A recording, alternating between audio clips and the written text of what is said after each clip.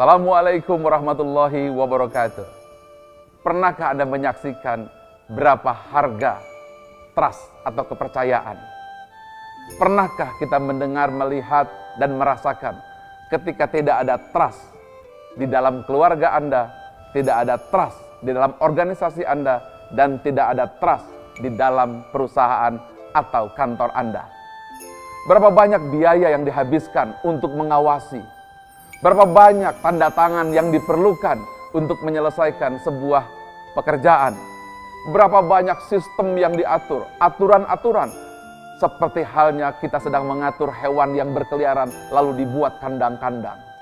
Dampaknya adalah biaya menjadi tinggi, staf khusus pengawasan dilakukan, aturan-aturan harus dikeluarkan, punishment dilaksanakan, tetapi dampaknya pekerjaan menjadi lambat. Biaya terus meningkat, dan akibatnya kita ketinggalan dengan orang-orang lain atau kompetitor-kompetitor kita. Inilah harga ketika tidak ada trust.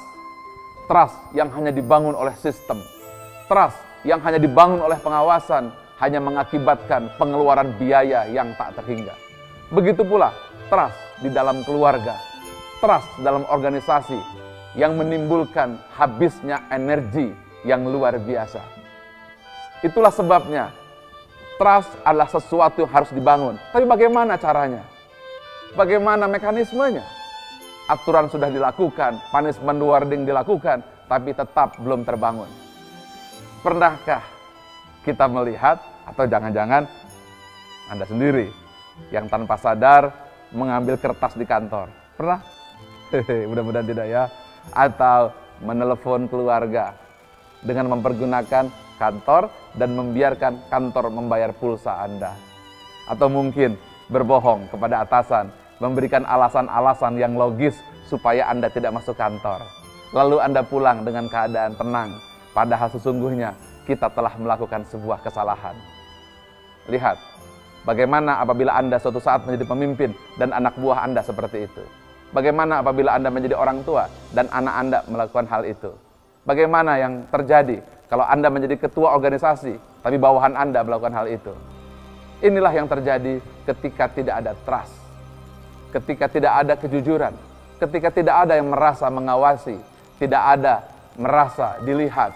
Dampaknya hilangnya kepercayaan, dampaknya banyak timbul tenaga yang harus dikeluarkan, laksana mengawasi hewan-hewan liar di kebun binatang.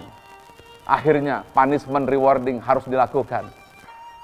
Kita bukan memperlakukan manusia seperti hewan. Manusia punya sesuatu yang sesungguhnya tidak perlu diawasi. Apakah itu? Ketika manusia beriman kepada malaikat.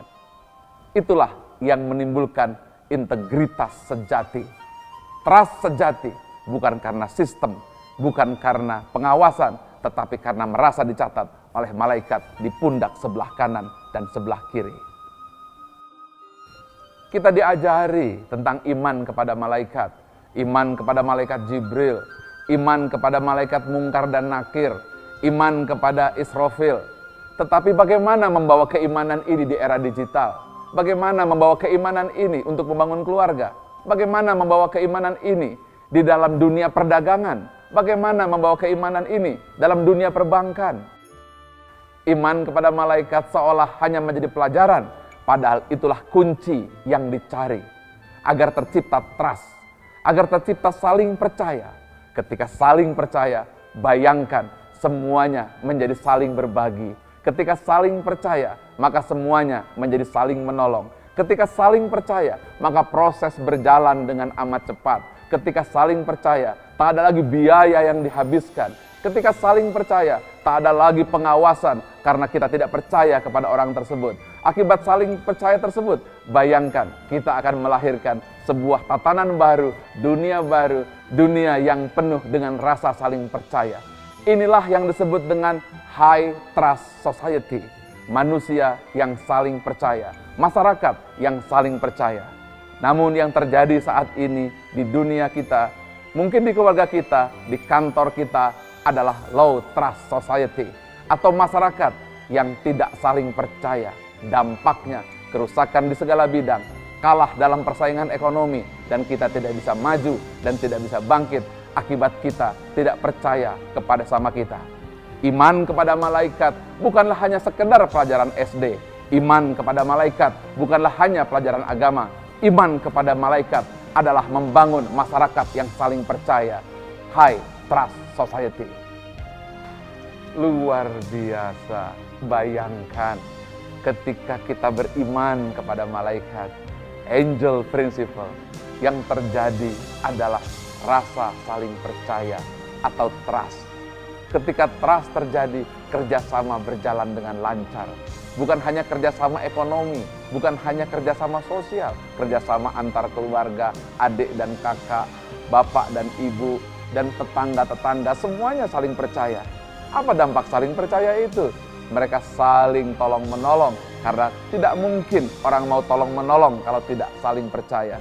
Orang akan saling memberi, karena tidak mungkin orang mau saling memberi kalau tidak saling percaya. Luar biasa, solusi sederhana tetapi membangun dampak yang besar.